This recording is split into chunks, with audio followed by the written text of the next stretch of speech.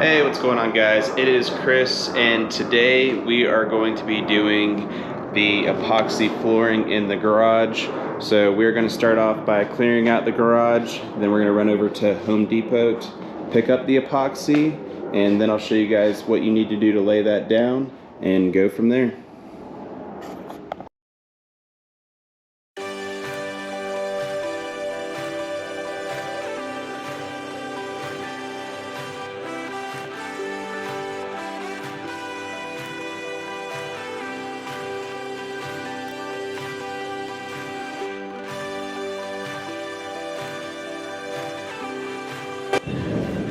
Alright, so camera died halfway through, got too hot. I had it sitting in the sun right there, so we got everything out of the garage. We threw it in our storage container. I guess that's kind of a blessing to have that, just because you don't have to worry about anything getting wet. But if you don't, just throw some tarps over it, plan for the weather, you'll be fine. But yeah, we're gonna go through and we're gonna just blow out all the dirt, and then I'm gonna go back through once more with a push broom, make sure everything's good.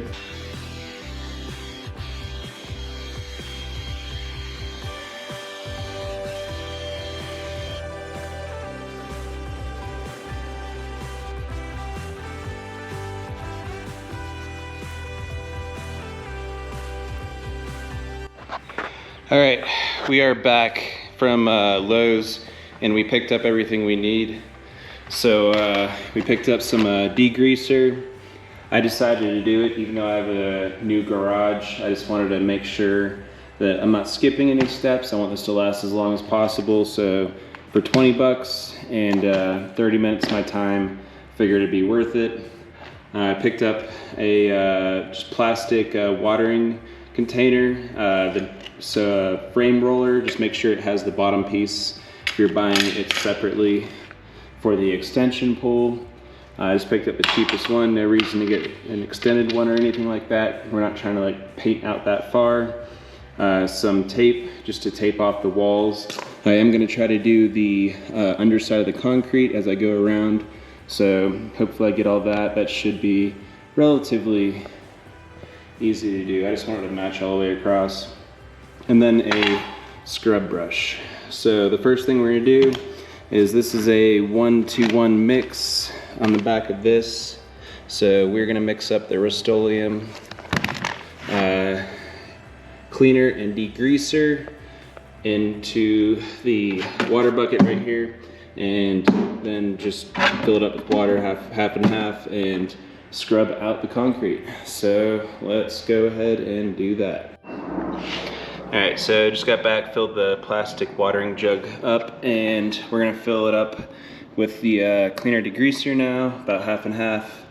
It's not rocket science. I'm not measuring this thing to be spot on. Not really worried about that. If anything, I wanna make it, that's probably good right there. It's about half this jug, and this thing is about filled up.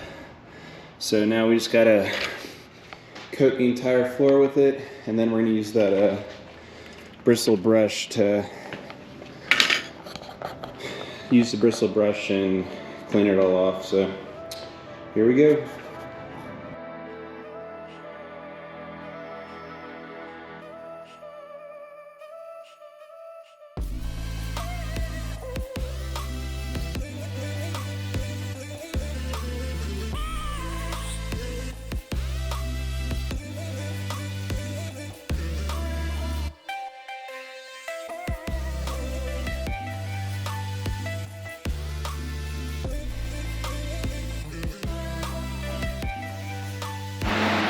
All right, we are good to go now. We got the garage degreased, cleaned up. Everything is looking pretty solid. It's gonna be about an hour probably before I can get in here and go and do the etching of the concrete. It is drying out rather quick though, so we might be able to get in here a little bit before that. It's like 90 degrees out today, so, and we are in Colorado as well, so it's not very humid, so hopefully it'll dry out a little bit faster and then we can get on our way. All right, so everything is more or less dried up, and now we are about to throw the etcher on top of it. So just grab your watering jug, and then you're gonna pull the etcher out of the bag. So I'm gonna throw both bags in.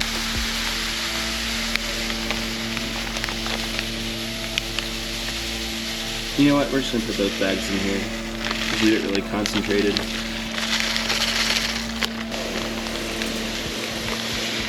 Alright, so we got both bags in there. So the next step is to pre-wet all the concrete in here.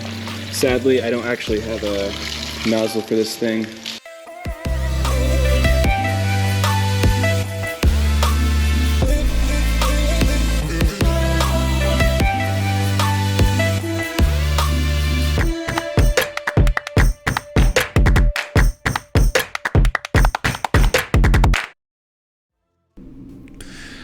So we're beginning the etching process here.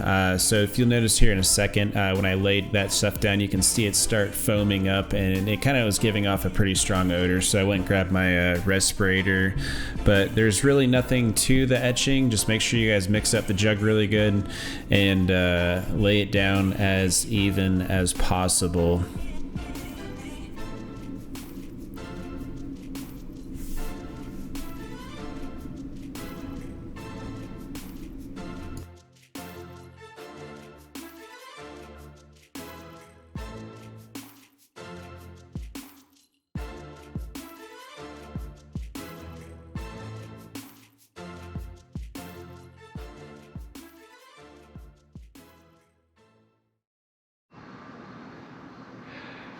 All right, it is 9 o'clock at night, and we've given the floor roughly around 6-7 hours to dry, and I think we are looking ready to go. So the plan is to start with the walls. I'm gonna come back to about right here, and then work my way all the way around and go right past this middle point right here, just because the garage has this other extension right here. So that would be about half that first packet.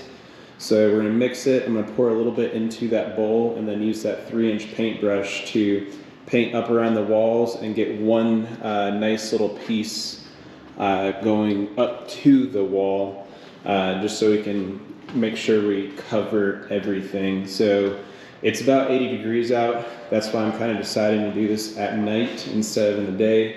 It'll give me a little bit more run time when it comes to the paint. So we're just gonna give it a shot and see how it goes. All right, so first step in the process was to pop this guy right here. So we're gonna pop it, and then you just shake it around for roughly 3 minutes. So boom, pops it, and you just shake it around for 3 minutes until it starts to activate. All right, we've reached the exciting part, and this is actually getting to put the paint on the floor. But I'm gonna give you guys a few tips that I guess I kind of figured out along the way. So this will help you just start off and just be in a little bit better spot than I was. So the first tip I would say is set a timer for 45 minutes. That actually did help me, and I did do this to start with just because I was like, you know what, I'm just gonna do this to make sure I'm not going too far over. So they said 80 degrees, you get roughly 45 minutes of paint time, and I found that to be pretty accurate. So at the end it started, you could feel that the paint was a little bit thicker, but I made it with just enough time left, so it worked out fine. The second tip I got for you guys is if you're going to be pouring it directly out of the bag, less is more. So if you're going to add too much down, you're going to end up having to paint a lot bigger squares. For me, I did that pretty much every other time. This paint goes a long way. I was trying to lay it on rather thick, and even with laying it on rather thick, I did have a little bit of paint left over in the second bag. The third tip I would say is if you can find a friend to help you, it would be beneficial. You wouldn't have to run around like a madman. In this whole like 45-minute-ish clip here, just using the first bag, I don't think I ever stopped moving because I was trying to pretty much race the clock. Second thing is, or third, or whatever number we're on right now, just relax. It's actually not that hard to put on. Like, looking back, hindsight, I knew initially when you go to do it, it's going to feel a lot harder, but I promise if you take this on, the biggest thing for this entire thing is just prepping your garage correctly. So take the time to do the prep, and then you will be just fine.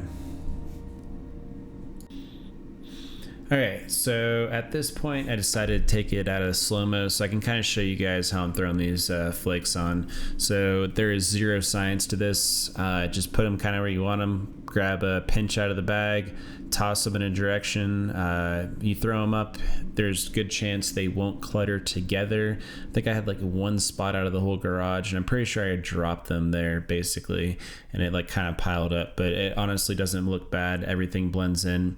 If I'm closer to the edge, I was kind of like pinching it like salt and just getting it semi-close just so I could be more accurate. If I was doing the big wide area, I would just kind of throw it. And then if you do actually get some on your paintbrush, you won't actually notice it. It'll just pretty much embed into the paint and you'll be just fine. So I wouldn't really worry about that. Throwing the flakes is actually probably one of the best parts of doing the entire process. All right, everybody, we are done with the garage flooring. It is the next day. It's been just over 12 hours. It's 91 degrees outside and pretty low humidity. So the garage floor is already dried up and it looks really good. This thing has a really nice gloss finish to it. It turned out extremely well. I'm really happy with the project right now.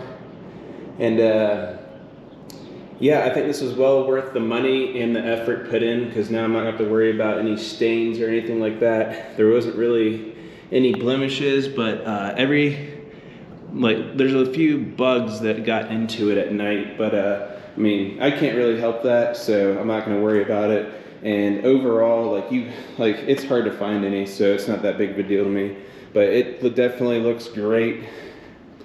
I definitely recommend it. It turned out amazing.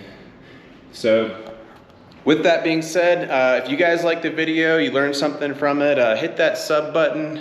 We're trying to get some more videos out, and stay tuned because I think the next video is going to be A, painting the walls in here, or B, putting the workbench together. So we're going to try to get a workbench together from this entire side of the garage right here, running all the way back. So stay tuned for that.